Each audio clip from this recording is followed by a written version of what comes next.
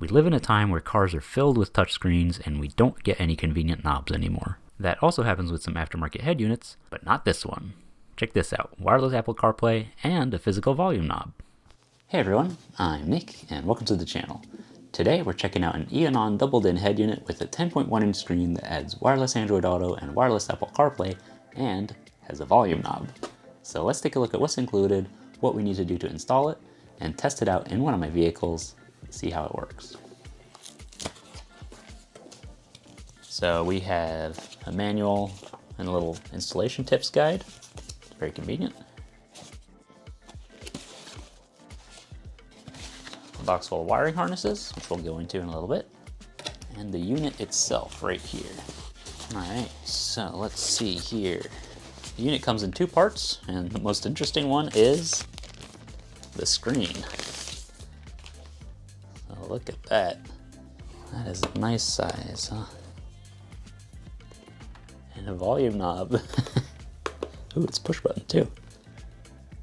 That'll be nice. Then we have the touch soft buttons here, the home button, the back button, navigation shortcut, telephone shortcut, a microphone built in, but we'll also be setting up a microphone by the windshield. So this runs Android 13, has an 8-core processor, 64 gigs of onboard memory, and 6 gigs of RAM. So some pretty solid specs. And on the back, we have the harness connection that goes to the main unit. So let's put this aside. And this here is the brains behind it. It's got the little harness here, the slots on here. Let's see. So we've got a bunch of teeth on the sides here, and that will allow us to install the screen at different heights. So that is interesting.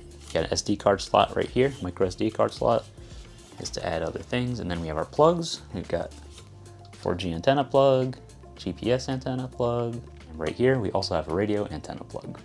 All our harness plugs, our main harness, HDMI output, and a fuse. Looks good. And then some pretty standard doubled in tapped hole patterns here for mounting. So cool. Let's put this aside and let's take a look at the included harnesses. So we have a microphone, which you could use to run up along your A-pillar or behind your wheel, wherever you prefer, to get nice clear audio when you make phone calls. Very nice. Got an antenna here. I believe this is a 4G antenna if you choose to use a SIM card. We have a GPS antenna, so if you want to use the onboard navigation, since it runs Android, you could do that. If you do choose to use wireless CarPlay or wireless Android Auto, it will use your phone's GPS antenna, so you don't necessarily need to worry about this. I'll be installing it anyway as a backup. And here, I have our main harness. So right here we have our mounting screws, a spare fuse, and a SIM card adapter. And that goes with this harness here, which has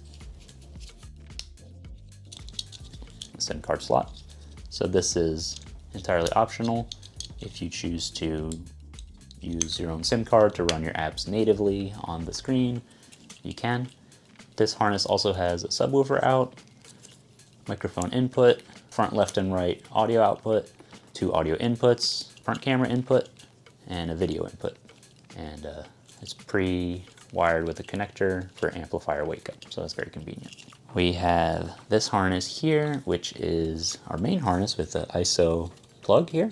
So this is for the regular audio output to your speakers, which would use a built-in amplifier. We have our power, switched power, and lighting. Yeah, so 2 steering wheel control wires, a reverse trigger wire, and that will vary. What you need will vary depending on your install, but all the standard stuff is right here. And what's really cool is that these are ISO plugs. You can usually get ISO harness adapters that match your car. So on one end it will plug in here, and on the other it will plug into your car. So that's an advantage. And this will plug into the unit. Then we have a couple more. We have 2 USB plugs, one with 2 USB ports and another one with 1.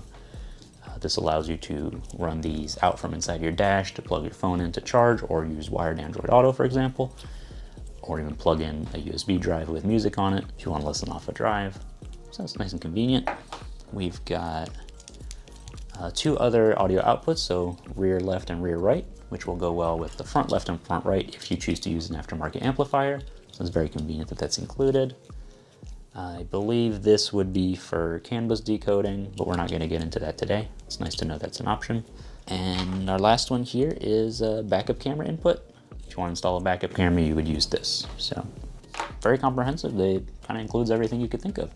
All right, so now I'm gonna assemble my harness. So this side is gonna go to my F250. This would depend on what vehicle you get. We get our 8 speaker wires here, which will go to our ISO speaker harness here. So just match up the colors. Those match up to the 4 corners. And then over here we have our 12 volt constant, 12 volt switched in red, lighting, and a ground. And all of these will connect over here. So I'm going to assemble these. These come pre-stripped, which is nice. You can just break off the end. I'll leave links to these in the description if you need to make your own. For a lot of cars, you can get ones that are already pre-wired, so you don't have to do any of this steps. It'd just be the side that plugs to your car, and then these 2 connectors on the other end, which would just connect to the radio's harness. So this is going to depend on what car you have. I'll put in a time lapse of me assembling these, and then we'll get into the truck and put the radio in. What I'll be using if I need to strip, I've got these wire strippers. Are really convenient versus the manual ones. I shouldn't need to, but I'll keep it on hand. And I use ratcheting crimper and butt connectors like these. There's a lot of different options for these, but I'll leave some links in the video description.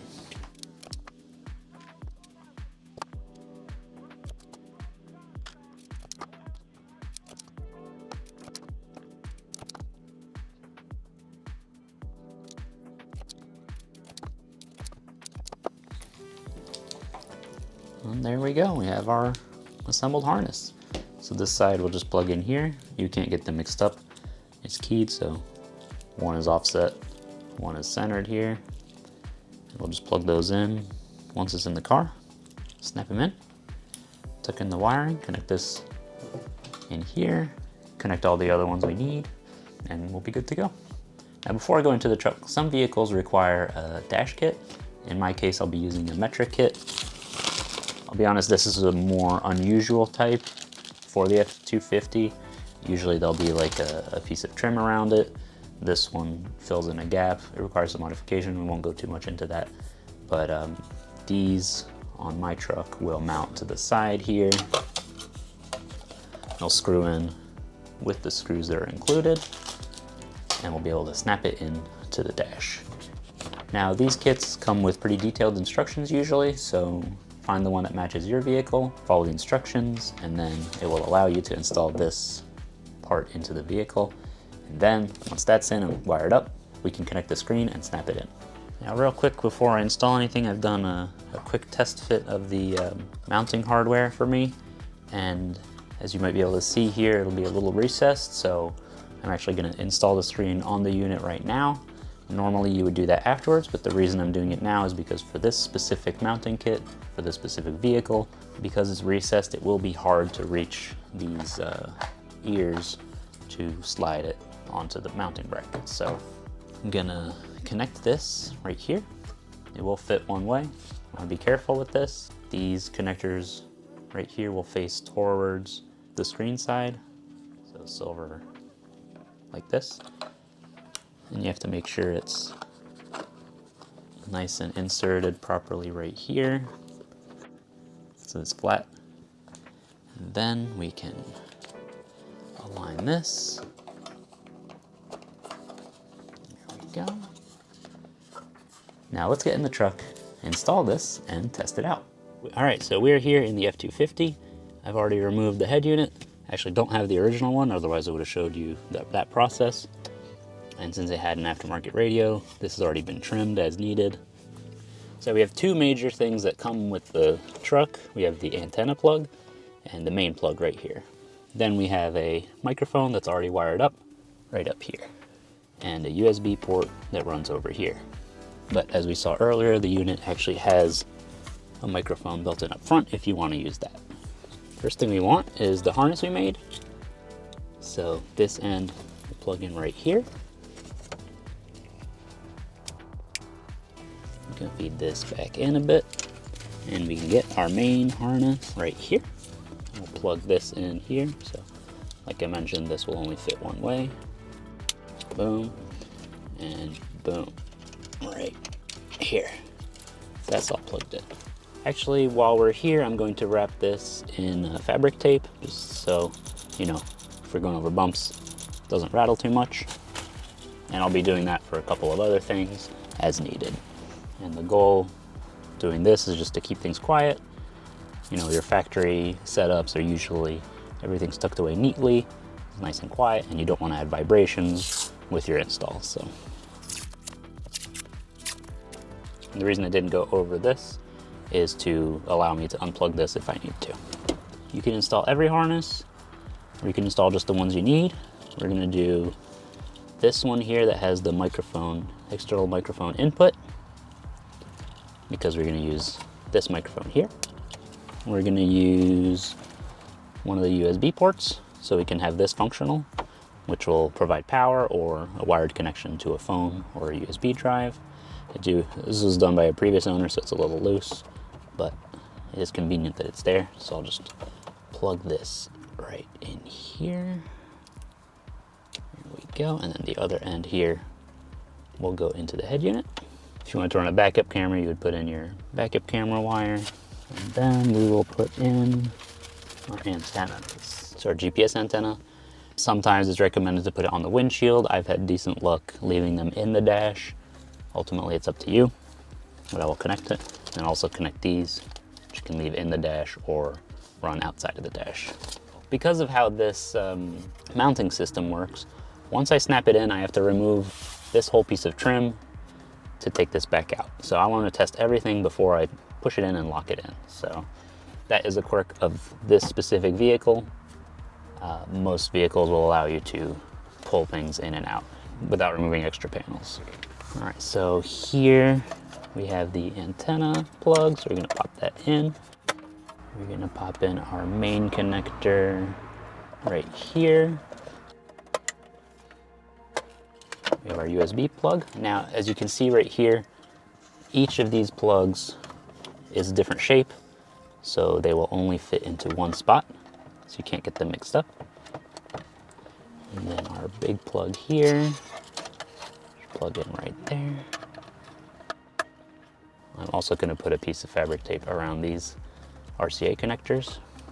And I think besides the antennas, that's everything, so I'll just put the antennas in as well. All right, we have our antennas plugged in. Now we can start sliding these in so we can test it out. So slide all the connectors in there. Okay, ooh, okay, not too far. Don't want it to snap in. All right, now everything is connected, so we should be able to test.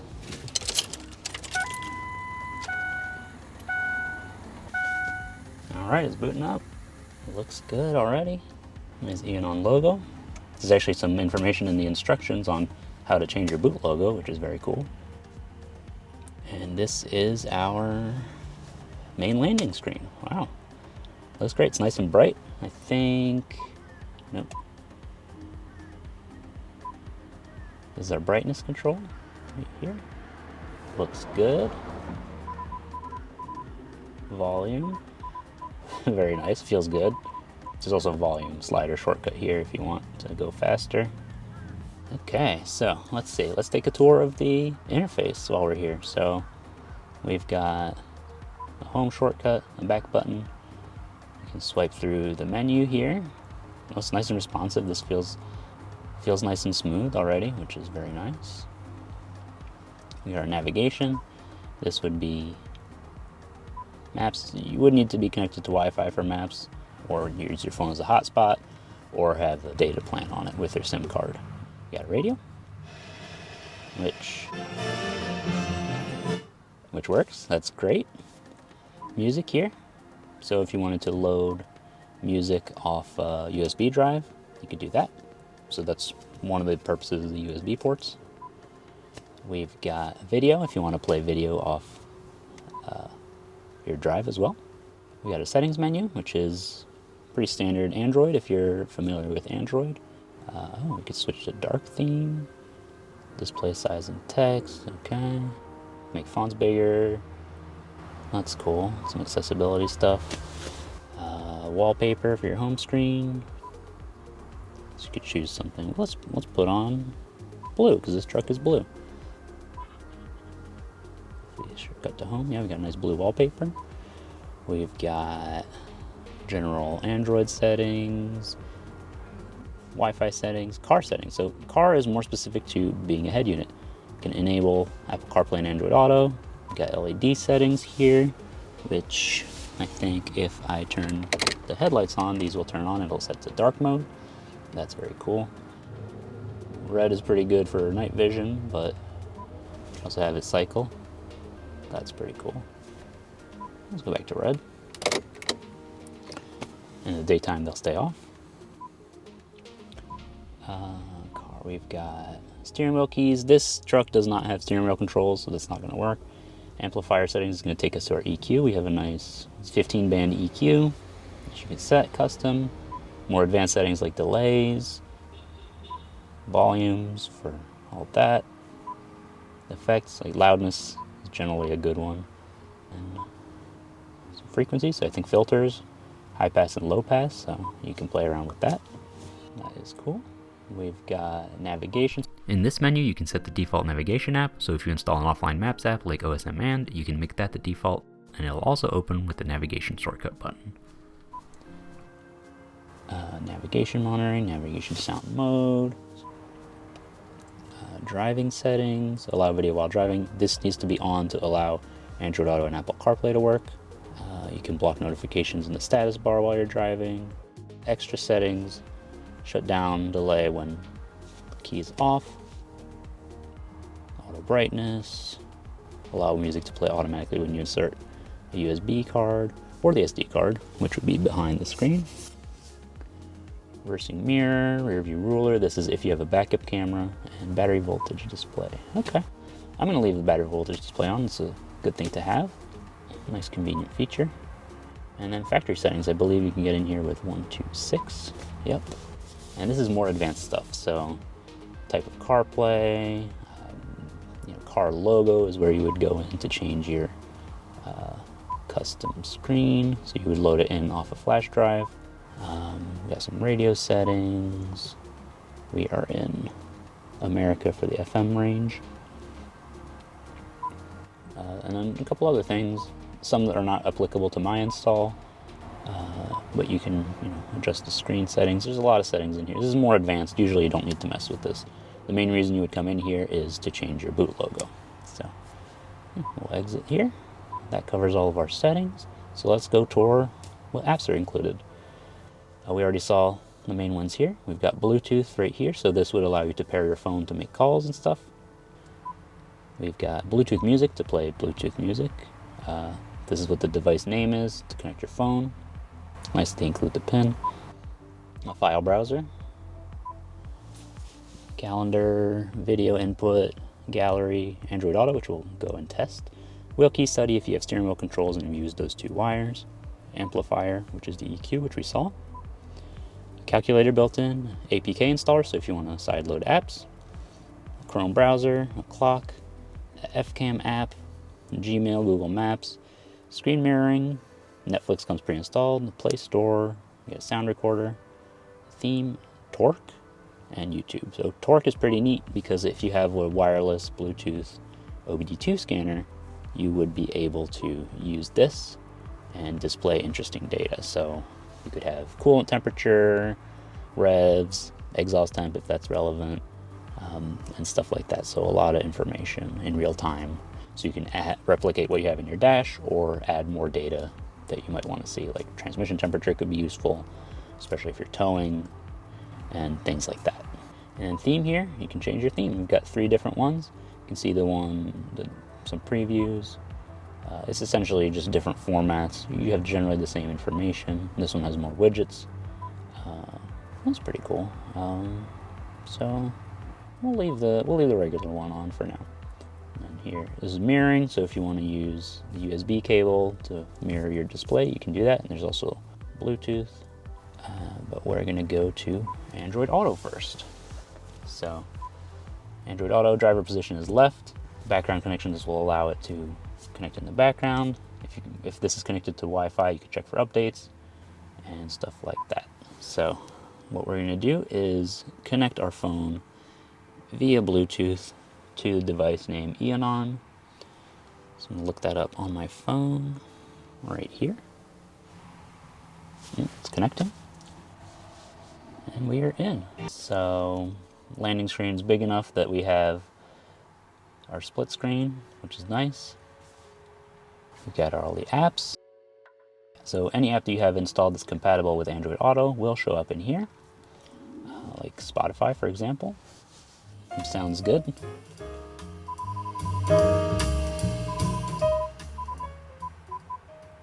That is really nice. Having a volume knob is underrated. It's really nice.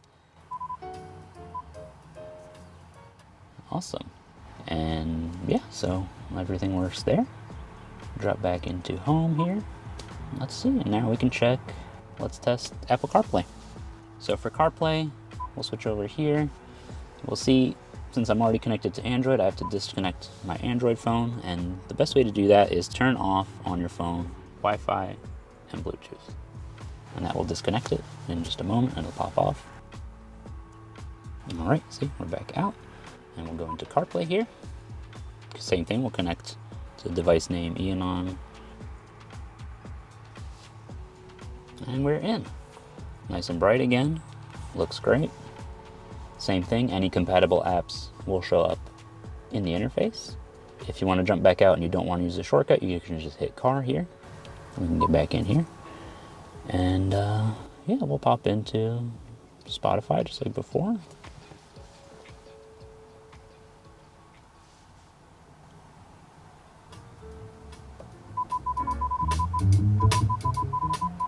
And that also works great. And then here in Apple CarPlay, you have some different settings. You know, you can change your wallpaper if you want, dark mode, always on, automatic. Yeah, and I think actually if we have automatic and I turn the headlights on, it'll automatically switch to dark mode when I turn the headlights on. So that is very cool. Let's go back to the main menu. You can see the theme is a little different. Very nice.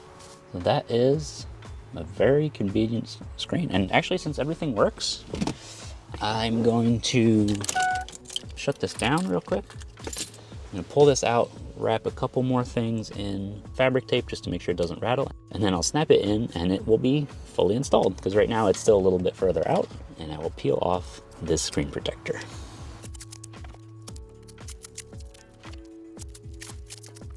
It looks good there. Let's line that up. All right, let's push it in. And now we can peel this off.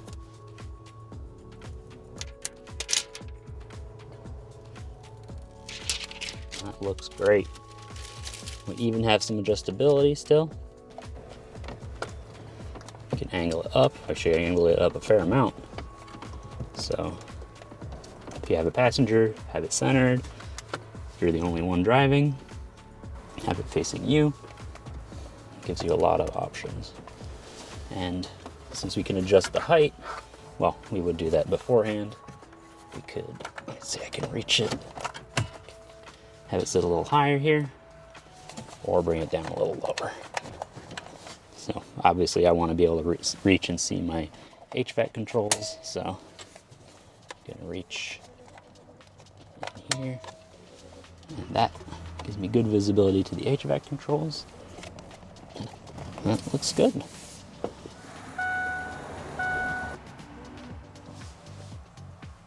Yep, it is auto connecting to CarPlay. So there we go. So once you're set up, it'll automatically connect to your phone, to the last phone that was connected, and you're all set. So yeah, this works great. I gotta say, the screen looks good. I love that it has a volume knob. And actually, yeah, I forgot to mention, navigation button will bring you the shortcut to whatever is programmed as your default navigation app. And telephone will bring in the Bluetooth. Last couple things, let's go back into Spotify, play. If you tap once, it mutes, but it keeps playing. And if you press and hold, it will actually power it down. press it once, it'll bring you back up. And it'll reconnect. So that's really nice. It looks great. I like that you can adjust the angle, and the volume knob is super nice to have. Really, it's that little extra convenience that you don't really think about, but when it's not there, you kind of miss it. So there we go. So that's the Eonon UA13SK Plus.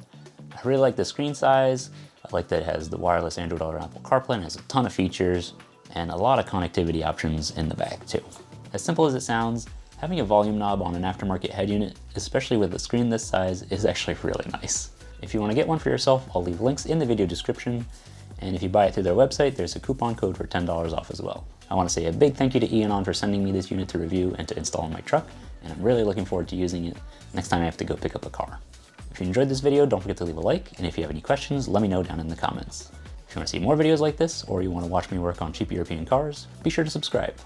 Thanks for watching, and I'll see you next time.